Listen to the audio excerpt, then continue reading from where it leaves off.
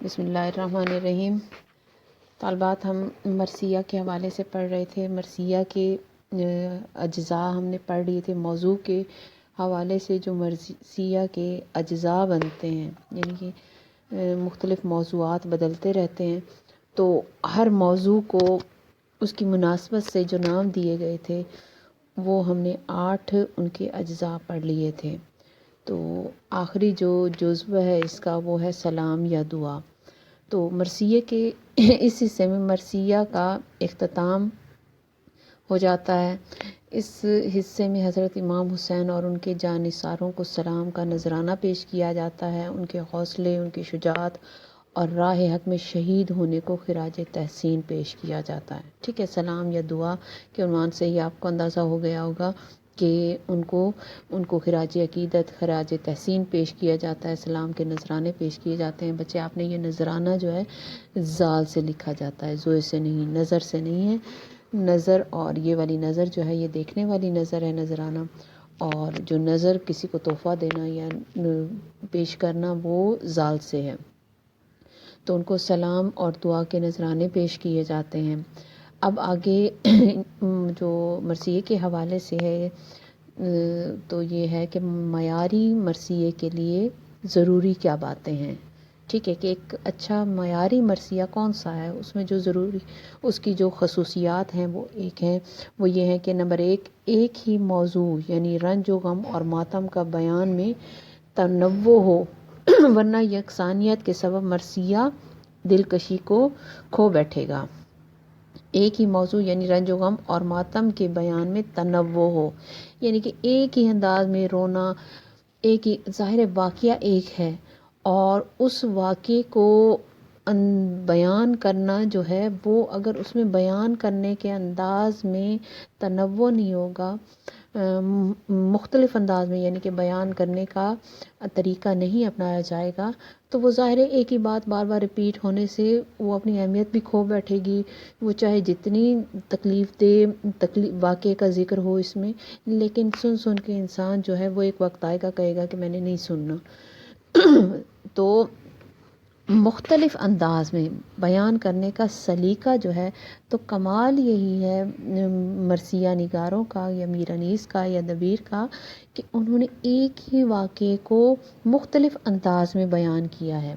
اب یہ دیکھیں کہ ایک واقعہ جو ہے، ایک خدا نخواستہ ایک حادثہ ہوتا ہے، اس حادثے کو دیکھنے والے اگر 15 لوگ ہیں، 20 لوگ ہیں، تو وہ ہر شخص جو ہے وہ مختلف انداز میں اس واقعے کو بیان کرے گا۔ ٹھیک ہے، کیونکہ وہ ہر بندے کا مزاج، اس کی کیفیت، اس کے دل کی نرمی یا سختی وہ ایک دوسرے سے مختلف ہے۔ پھر دیکھنے کا انداز بھی ایک دوسرے سے مختلف ہوتا ہے۔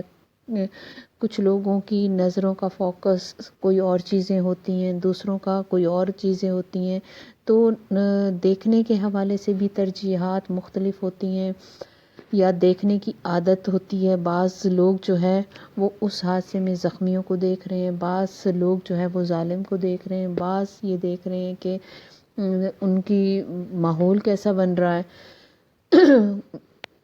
تو اس طرح ایک ہی جب شاعر جب بیان کرے گا ایک ہی واقعے کو، تو اس کو ہر زاویے سے وہ بیان کرنے کا سلیقہ آتا ہوگا، تو تب ہی جا کر وہ واقعہ جو ہے یکسانیت نہ ہونے کے سبب جو ہے اس میں دلکشی بھی باقی رہے گی اور متاثر کرنے کا اس میں عنصر بھی باقی رہے گا۔